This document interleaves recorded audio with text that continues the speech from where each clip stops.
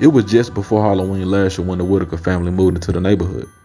They were living 2 houses down from ours. The family consisted of 5 members: John and Mary, the parents, Ellie, Mark, and Cindy, their children. Although the family was very warm welcoming when my parents introduced themselves, there was something a little creepy about their youngest Cindy. She wasn't the friendly type. When we first met the family, she didn't even introduce herself. She stood behind the house looking towards my direction, with us catching eye contact on occasion. Very creepy if you ask me. She never interacted with the other kids and myself from the neighborhood.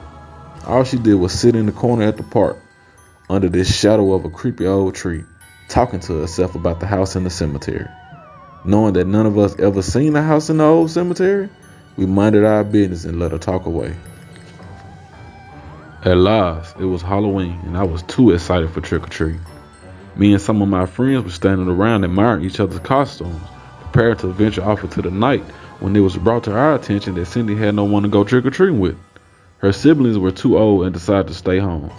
Meanwhile, my parents thought it was a good idea to send Cindy with us, one of many let's get to know the neighbors tactics I witnessed from them over the years. I wasn't very happy with this decision because she used to give me the chills. Nevertheless, I, along with 5 other kids that included Cindy, went around the neighborhood asking for candy. We received a great bounty from everyone living on the block, and we all decided to go back home. However, Cindy told us that there is one house on the next block that award us double the candy. Where is it? One kid asked. Just up the road. Let's go. Cindy replied with a sneaky like sinister smile on her face.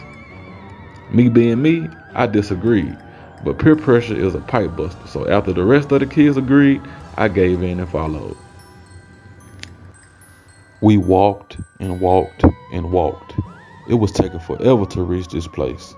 All the kids were now tired and were now trudging, but Cindy was really excited and almost sprinting uphill. We were now quite far from our neighborhood. Then out of nowhere we see the graveyard.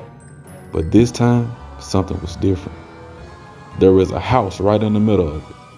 Staring in disbelief, I wanted to turn around and leave, but it felt like I couldn't turn around, like the house had a hold on me. As we got closer, the appearance of the house was terrible. Felt like no one lived there for decades. The wooding was half consumed by termites and very weak. The floor creaked when stepped on.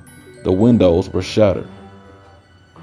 And to top it off, it was in the middle of a graveyard.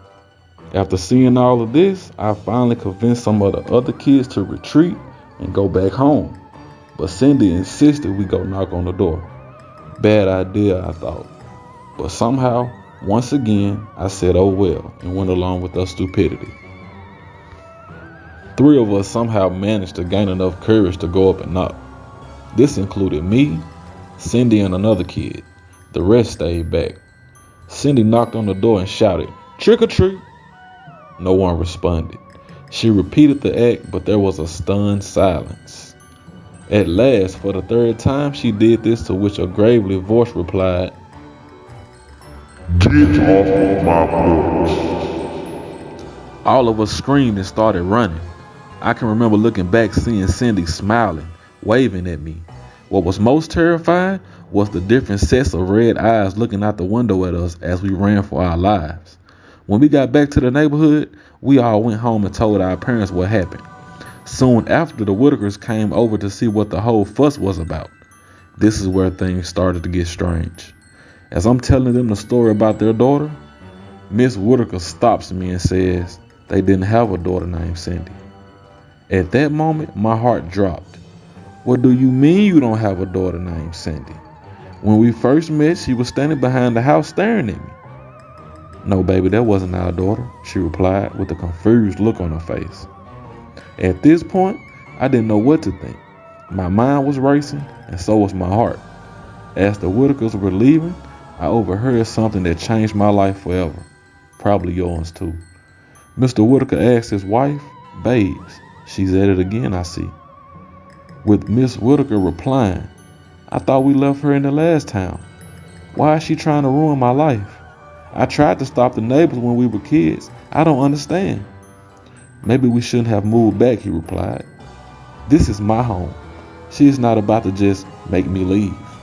What happened when we were kids is not my fault. He hugged his wife as they walked into the house and he asked her, "You think we should tell the neighbors about the history of these two houses?" She giggled and said, "No way, I like them."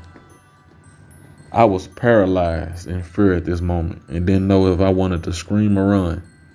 Later that night, I told my parents what I had heard and they did not argue. We ended up leaving the house the next day. It's been a while since I've been back to that town, but I always wonder what the real backstory was between those houses and who was Cindy.